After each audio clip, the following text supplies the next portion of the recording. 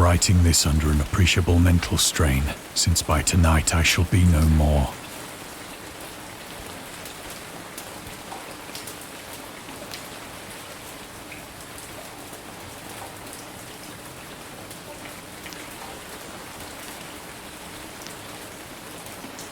Penniless, and at the end of my supply of the drug which alone makes life endurable, I can bear the torture no longer, and shall cast myself from this garret window into the squalid street below. Do not think from my slavery to morphine that I am a weakling or a degenerate. When you have read these hastily scrawled pages, you may guess, though never fully realize, why it is that I must have forgetfulness or death.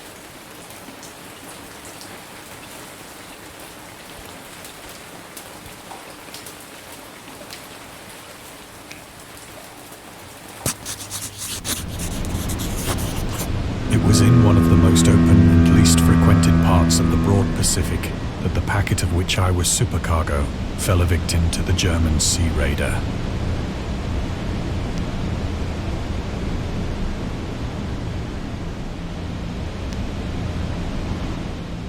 The Great War was then at its very beginning, and the ocean forces of the Hun had not completely sunk to their later degradation.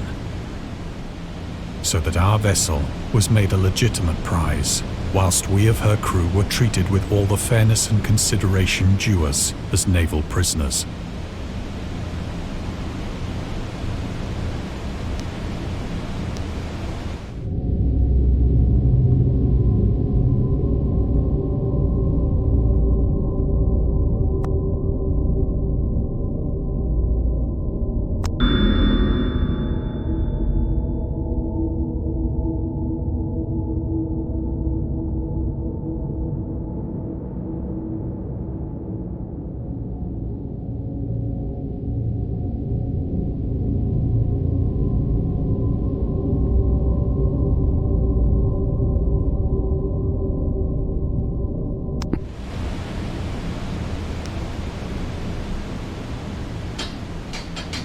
So liberal, indeed, was the discipline of our captors, that 5 days after we were taken, I managed to escape alone in a small boat with water and provisions for a good length of time.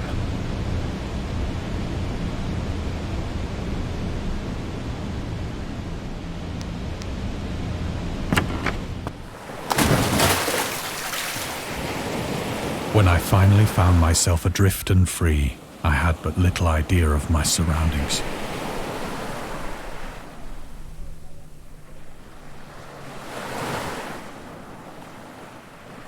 Never a competent navigator, I could only guess vaguely by the sun and stars that I was somewhat south of the equator.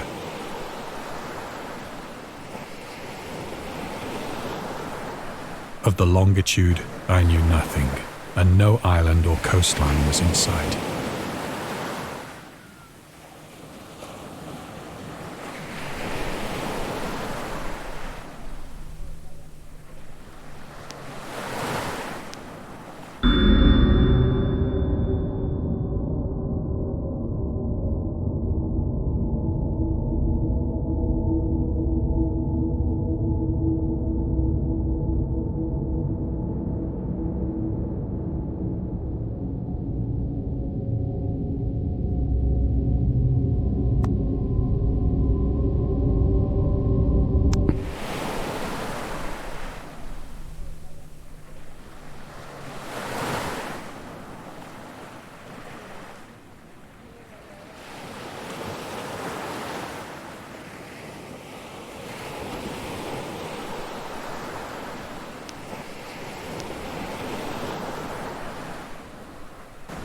The weather kept fair, and for uncounted days I drifted aimlessly beneath the scorching sun, waiting either for some passing ship or to be cast on the shores of some habitable land.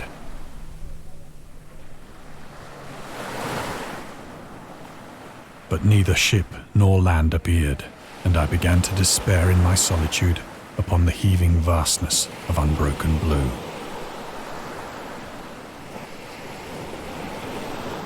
The change happened whilst I slept. Its details I shall never know. for my slumber, though troubled and dream-infested, was continuous.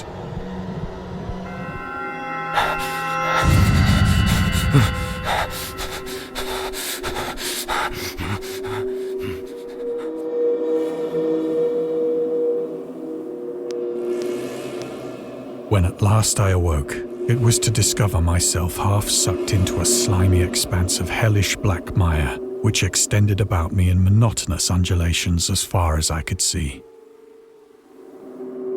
and in which my boat lay grounded some distance away. Though one might well imagine that my first sensation would be of wonder at so prodigious and unexpected a transformation of scenery, I was in reality more horrified than astonished.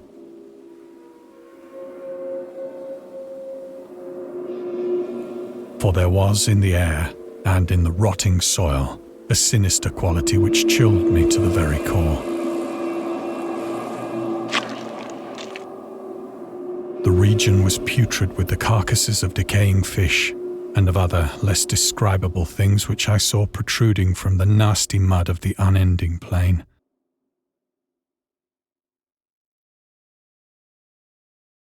Perhaps I should not hope to convey in mere words the unutterable hideousness that can dwell in absolute silence and barren immensity. There was nothing within hearing and nothing in sight save a vast reach of black slime, yet the very completeness of the stillness and the homogeneity of the landscape oppressed me with a nauseating fear.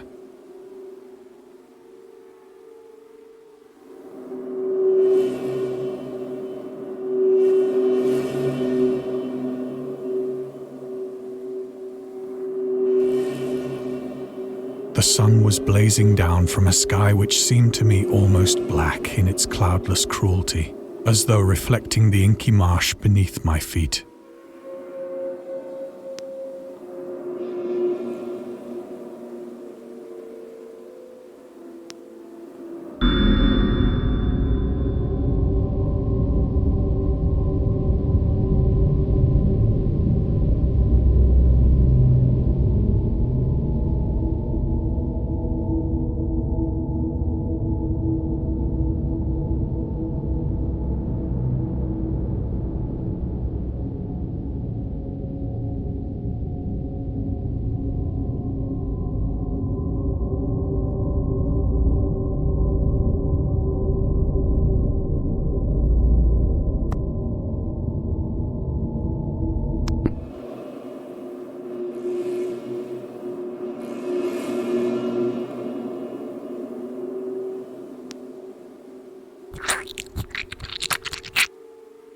As I crawled into the stranded boat, I realized that only one theory could explain my position.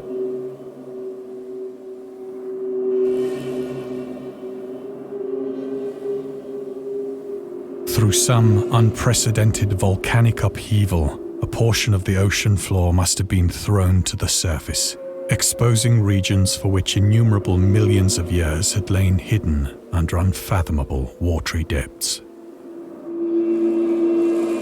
So great was the extent of the new land which had risen beneath me that I could not detect the faintest noise of the surging ocean, straining my ears as I might. Nor were there any seafowl to prey upon the dead things.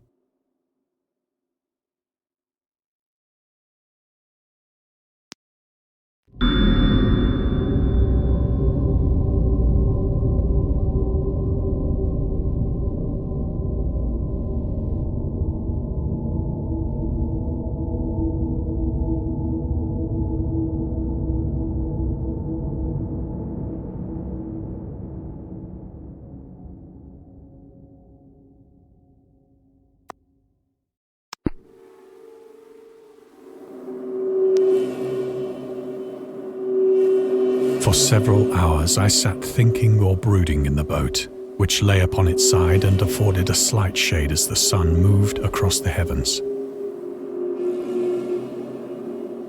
As the day progressed, the ground lost some of its stickiness and seemed likely to dry sufficiently for traveling purposes in a short time.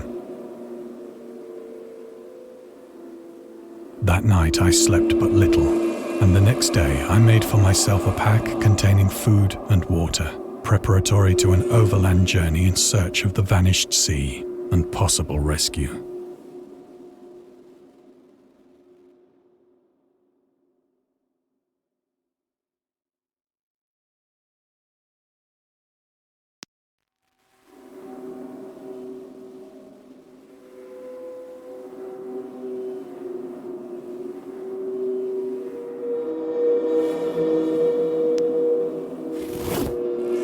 On the third morning, I found the soil dry enough to walk upon with ease.